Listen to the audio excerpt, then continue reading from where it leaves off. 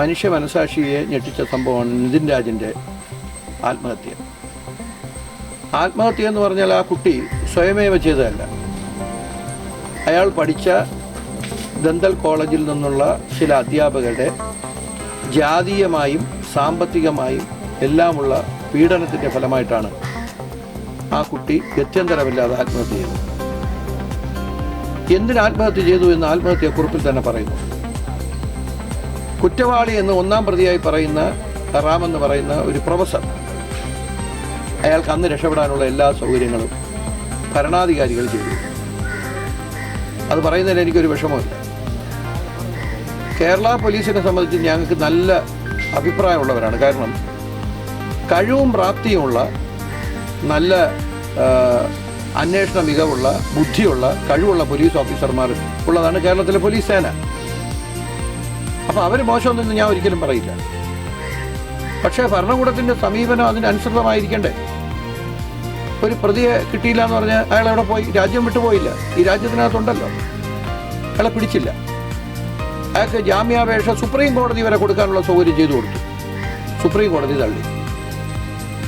ഇന്നത്തെ പത്രത്തിൽ ഒരു വാർത്ത വായിക്കാനിടയാണ്. മനോരമ പത്രത്തിലാണ്.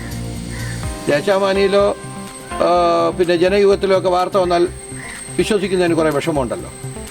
മനോരമ പത്രത്തിൽ ഇന്നത്തെ വാർത്ത, ഹൈക്കോടതി ജഡ്ജി വളരെ രൂക്ഷമായിട്ടാണ് നിതിൻ രാജിൻ്റെ ആത്മഹത്യയുമായി ബന്ധപ്പെട്ട പ്രതി ചേർക്കപ്പെട്ട പ്രൊഫസർക്ക് ജാമ്യം ലഭിക്കാൻ വേണ്ടി പോലീസ് എടുത്ത സമീപനത്തെ സംബന്ധിച്ച് രൂക്ഷമായ ഭാഷയിൽ വിമർശിച്ചിരിക്കുകയാണ്. റൂറൽ എസ് പിയും അതിൻ്റെ ബന്ധപ്പെട്ട അന്വേഷണ ഉദ്യോഗസ്ഥനായ എസ് പിയും നേരിട്ട് കോടതിയിൽ ഹാജരാകണമെന്ന് പറഞ്ഞു. സാധാരണഗതിയിൽ അന്വേഷണ ഉദ്യോഗസ്ഥന്മാരെ നേരിട്ട് കോടതിയിൽ വിളിച്ചു വരുത്തുന്നത് അപൂർവത്തിൽ അത്യപൂർവമാണ്. ഈ കേസിൽ വിളിച്ചു വരുത്തി ഇന്നത്തെ രാവിലത്തെ പത്രത്തിൽ നിന്ന് എനിക്ക് കാണാൻ വേണ്ടി കഴിയും. എന്തെങ്കിലും വീഴ്ചയില്ലെങ്കിൽ ബഹുമാനപ്പെട്ട ഹൈക്കോടതി ഈ അന്വേഷണ ഉദ്യോഗസ്ഥന്മാരോട് നേരിട്ട് കോടതി ഹാജരാകാൻ പറയുമോ? ഇതെന്താണ് നമ്മളെ സൂചിപ്പിക്കുന്നത്? ഇരയോടൊപ്പമാണോ വേട്ടക്കാരനോടൊപ്പമാണോ ഭരണകൂടം നിലനിൽക്കുന്നത്, പോലീസ് നിലനിൽക്കുന്നത് വ്യക്തമാക്കണം. അത് വ്യക്തമാക്കി മാത്രമേ മുന്നോട്ട് പോകാൻ പറ്റൂ. നിതിൻ രാജിൻ്റെ ആത്മഹത്യയുമായി ബന്ധപ്പെട്ട വിഷയത്തിൽ ബന്ധുക്കളുടെ പരാതിയുമായി DGPയെ ഞാൻ കൂടെ പോയി കണ്ടതാണ്.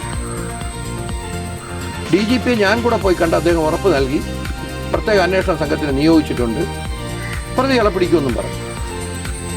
പക്ഷേ മാസം എത്രയായി? ഇത്രയും കാലം പിടിച്ചില്ല എന്ന് മാത്രമല്ല, ഉണ്ടായ അറസ്റ്റ് അഡ്ജസ്റ്റ്മെൻ്റ് അറസ്റ്റാണ്. സുപ്രീം കോടതിയിൽ നിന്ന് ജാമ്യാപേക്ഷ തള്ളിയപ്പോൾ മാത്രമാണ് അയാളെ ഒരു അറസ്റ്റ് നാടകം നടത്തി. സ്വാഭാവികമായും പോലീസിൻ്റെയും പ്രോസിക്യൂഷൻ്റെയും ഒത്തുകളിയാണ് ജാമ്യം ലഭിക്കാൻ കാരണമായതെന്ന് കോടതി തന്നെ പറഞ്ഞിരിക്കുക. കോടതി തന്നെ അങ്ങനെ സൂചിപ്പിച്ചിരിക്കുക. ഇത് ഗൗരവതരമായിട്ടുള്ള കാര്യമാണ്.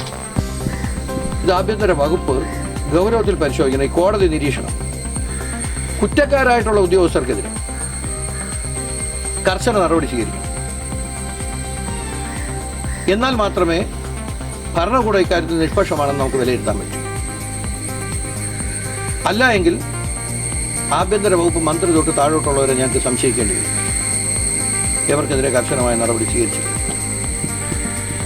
ഒരിക്കലും നമുക്ക് അംഗീകരിക്കാൻ കഴിയുന്നൊരു സംഭവമല്ല. ഒരു നിർധന കുടുംബത്തിൽ, പാവപ്പെട്ട കുടുംബത്തിൽ ഏക ആശ്രയമായിരുന്നു പിന്നോക്ക വിഭാഗത്തിൽപ്പെടുന്ന ദളിത് വിഭാഗത്തിൽപ്പെടുന്ന ആ കുട്ടി. അവൻ്റെ ഒരു ആഗ്രഹമായിരുന്നു ഒരു ഡോക്ടർ ആവുക എന്നുള്ളത്.